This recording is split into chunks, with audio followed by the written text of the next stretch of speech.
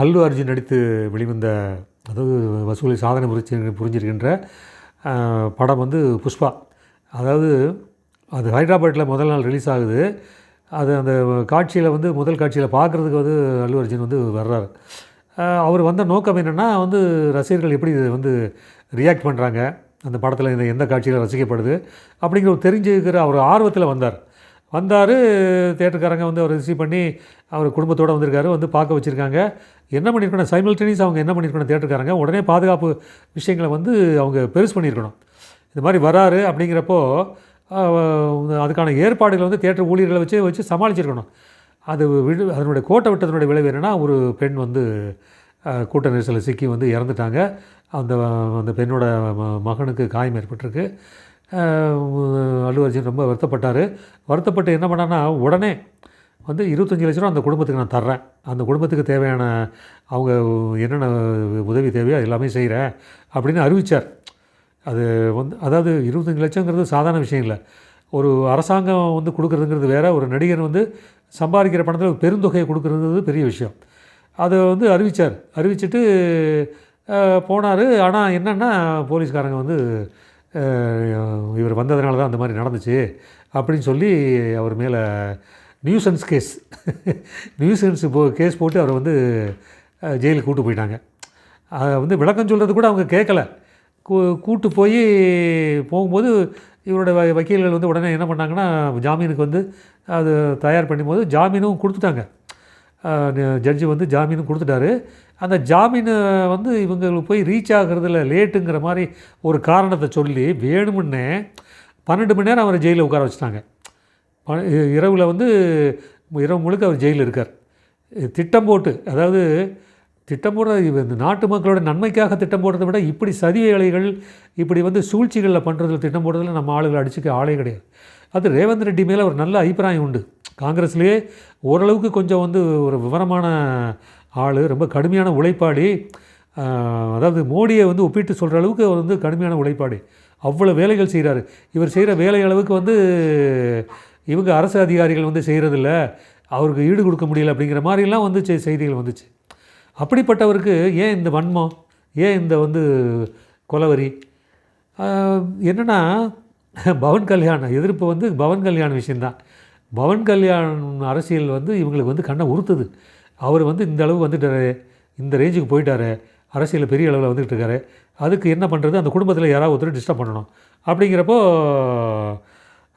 பவன் கல்யாண், சிரஞ்சீவியெல்லாம் ஆனந்தமிக, சிரஞ்சீவியோட மனைவி வந்து அல்லு அரவிந்தோட மகன். அல்லு அரவிந்தோட மகன் தான் வந்து இவர் நம்ம அல்லு அர்ஜுன். அப்படிங்கிறப்ப அந்த குடும்பம் வந்து ஒரு பெரிய சினிமா குடும்பம், நிறைய பேர் அதில் சினிமாவில் இருக்காங்க. அப்படிங்கிறப்போ இந்த இவங்க குடும்பத்துக்கு ஒரு இது பண்ணணும், இவங்களை டிஸ்டர்ப் பண்ணணும் அப்படிங்கிறதுக்காக வேணுமுன்னே இவரை வந்து இந்த விஷயத்தை சாதாரண விஷயத்தை தூக்கி ஒரு பெரிய சீரியஸ் ஆக்கி அவரை தூக்கி உள்ளே வச்சுட்டாங்க. அவர் ஜாமீனில் மறுநாள் வெளியே வந்துட்டு பரவாயில்ல அப்படின்னு சொல்லி அவர் அதற்கு எதிர்ப்பு விஷயமோ எதுவுமே வந்து கொடுக்கல. அந்த குடும்பத்துக்கு தேவையான உதவி நான் பண்ணுறேன் அப்படின்னு சொல்லி போயிட்டார். சினிமாக்காரங்களாம் வந்து அவரை போய் வந்து ஆறுதல் சொல்லியிருக்காங்க, இது பண்ணியிருக்காங்க. இந்த அளவுக்கு நடந்திருக்குன்னா இதுக்கு பின்னாடி பல விஷயங்கள் இருக்குது. என்னென்னா, ரேவந்த் ரெட்டியே ஒரு நிகழ்ச்சியில் கலந்துக்கிட்டார், அரசு நிகழ்ச்சியில் கலந்துக்கிட்டப்போ கூட்ட நெரிசலில் 2 பேர் இறந்து போயிட்டாங்க. இப்போ அதுக்காக அவர் வந்து ராஜினாமா பண்ணுவாரா அப்படின்னு இந்த கேள்வி வருது. இப்போ அங்கே உள்ள அவங்க, அதாவது ஒய்எஸ்ஆர் காங்கிரஸனுடைய கட்சியில் இருக்கிற பெரிய முக்கிய பொறுப்பில் இருக்கிறவரே கேட்குறார், இந்த கேள்வி கேட்குறார். நீ ராஜினாமா பண்ணுவியா, 2 பேரும் இறந்து போனால உன்னால் நீ பண்ண அப்படின்னு சொல்லி அவர் கேள்வி கேட்குறார். இந்த மாதிரி கேள்விகள் அங்கங்கே அப்படி இப்படியே முளைச்சிட்டு இருக்கு. ஜெயலலிதா மகாமகத்தில் வந்து அவங்க வந்து வருகையினால் ஏற்பட்ட வந்து நிர்வாக கோளாறுகள், நிர்வாக பிரச்சனைகளால் போலீஸினுடைய பாதுகாப்பு விஷயங்கள்லாம் தடைபட்டு உடைபட்டு எல்லாமே கெட்டு போய் 100 பேர் வந்து இறந்து போனாங்க. அதுக்கு என்ன நடவடிக்கை எடுத்தாங்க? ஒன்றும் இல்லை. ஏதோ ஒரு விசாரணை கமிஷன்லாம் வச்சு கிரில் கம்பி விழுந்து இறந்து போனாங்க அப்படிங்கிற மாதிரி ஒரு கதையை விட்டாங்க. ஏன்னா அந்த மகாமக நிகழ்ச்சியை வந்து நேருக்கு நேராக பார்த்தவன் நான். இவங்களுடைய வருகையினால் ஏற்பட்ட குழப்பங்களும் பிரச்சனைகளும், இந்த அம்மா வந்து ஜெயலலிதா சசிகலாவுக்கு தண்ணி ஊற்ற, சசிகலா இந்த அம்மாவுக்கு தண்ணி ஊற்ற, இதெல்லாம் வந்து அந்த இடத்துக்கு அவங்க வந்திருக்கவே கூடாது.